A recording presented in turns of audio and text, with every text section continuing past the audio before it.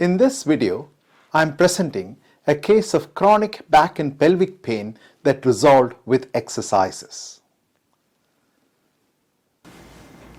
Hello, I am Dr. George Ampat. I am a consultant orthopaedic surgeon and I work in Liverpool in the United Kingdom. We have a clinic in Ainsdale in Southport and we have a very important visitor today in the clinic, and that is Sheila. This is not Sheila's real name, but for confidentiality we have changed her name to Sheila. But her voice is going to be the voice of the original patient. She's going to tell us her story about how she experienced pain and what she did initially, and finally how she has found relief. This is being aired so that Sheila wants the message to go out to other patients who have pain, who have severe chronic pain, and how there is light at the end of the tunnel and we can find relief. Thank you, Sheila, for coming to us and giving us this interview today. So tell us what happened and when did it start, Sheila? It started in probably the summer of 2019 with initially just not a bad pain in my back, but within about 3 months it became very severe, and had to try and find I'm not sure what to say. Okay, so you found a different method. Tried to find a method of helping it, of easing the pain. So I tried the osteopath, physio, private physio, yoga therapy, massage, and also going to the pool at the health club. But none of these helped very much at all. So I had to go to the GP and try and get some sort of pain relief. So what are the painkillers you were on? So eventually I was taking propranolol, pregabalin, codeine and paracetamol. But then I did have an MRI scan, which really just showed a lack of muscle at the base of my spine. And so we realised that needed to be built up to help ease the pain. Right, okay. Basically. So let's, going back to your painkillers, you said your GP gave you both paracetamol and codeine. He didn't give you a combined cocodamol, but he gave you separately. Yes. Right, okay. So that I could adjust the dosage and maybe cut back on the codeine. Right, okay. And could also increase the codeine because in a fixed, combined medication you can't, have a fixed dose of codeine, but here you can, adjust that. Okay, very good. Yeah. And then you had an MRI scan and it just showed normal wear and tear and some weakness of the muscles, and you focused on the weakness of the muscle. Yes. Right. And so what did you do to build up to correct that weakness? Right. Well, eventually, after other things didn't work, I found some exercise classes, which gave me various exercises to do to strengthen my back, which at first I couldn't do any at all. I couldn't even get down on the floor to do the exercises. But after about maybe 2 or 3 months, I started to be able to do the exercises. Probably not properly, but eventually after about 6 months, I found I could do them, work on them. But even though it was a bit painful sometimes, gradually, I would say after about 6 months, I could complete all the exercises. Very good. That's such a very important and poignant point that you have brought about. Because what people think is when you do exercise, you'll have instantaneous relief. But that never happens. You never get instantaneous relief. And it takes time. The fact that you persevered with it was the key to your success.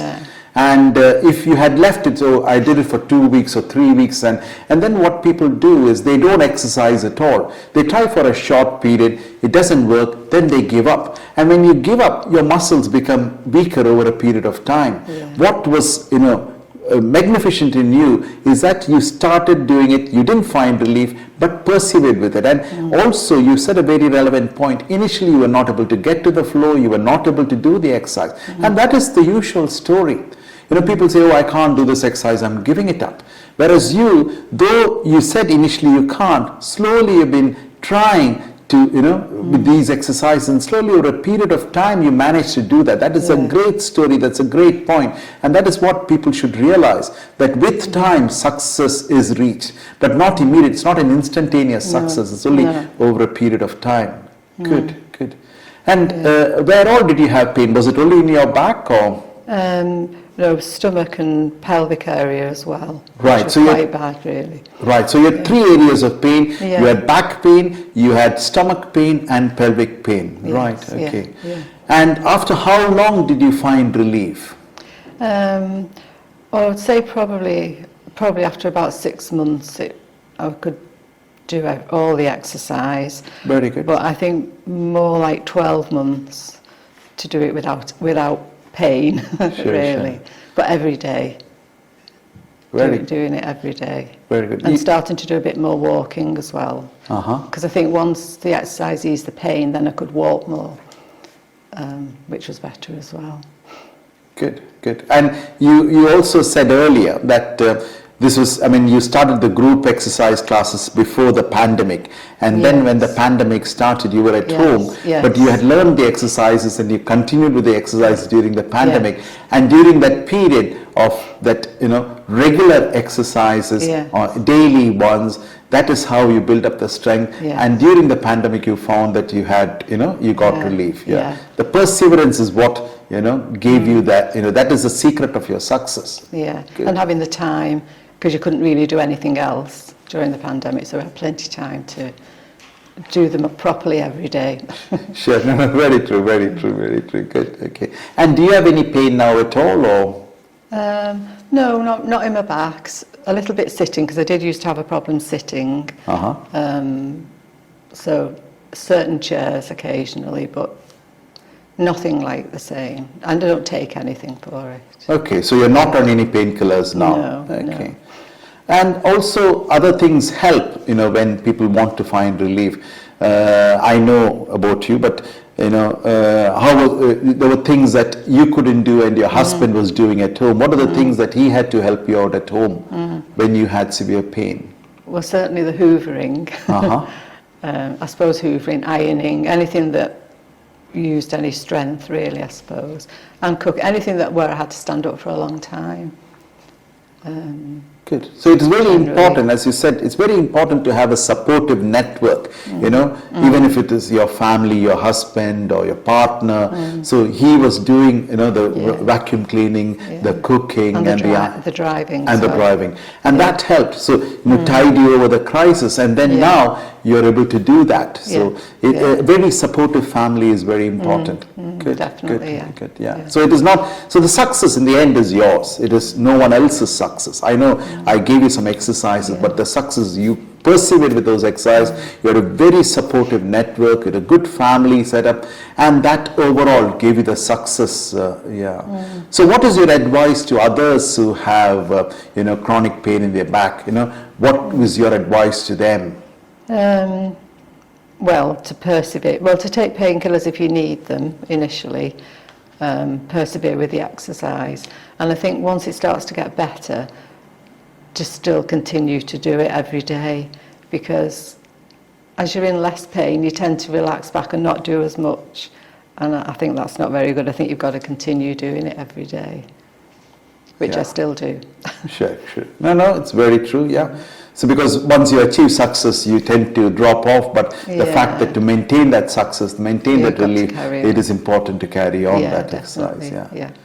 No, that is very kind of you. Thank you, Sheila, for coming and giving your time and sharing your story with others to inspire others. Thank you very much. Okay. Thank you. The most relevant points in this case are as follows. 1. There is definite proof that exercise will provide relief of pain. Number 2, the pain relief does not occur instantaneously as one commences exercise. It may take some time. Number 3, perseverance and continuing with exercises are the keys to success. Number 4, it is essential not to give up when success is not seen immediately. Number 5, Unfortunately, if exercises are given up, the condition worsens and the symptoms increase. 6. Slow and steady progress is the way forward. Pacing oneself is important. Doing too much too soon would be a boom and bust. You need to give time for the muscles to recover following exercise. Number 8. However, giving too much rest is also not helpful. Number 9. The way to succeed is to perform small bouts of exercise repeatedly, that is, little but often. As the pain decreases, the mobility will increase and walking ability will improve. 11. Painkillers may be required to tide over acute exacerbations. Number 12. A supportive network of family and friends will help. Thank you very much for listening. If you enjoyed watching this video, please like, share and subscribe. Though I am an orthopedic surgeon by training and practice, my main focus is on helping patients with musculoskeletal pain without surgery. I have written self-help books to empower patients to find relief from their symptoms. The QR code provides a link to my books on Amazon. These books are also available on my website ampat.co.uk. Thank you so much for listening. Goodbye.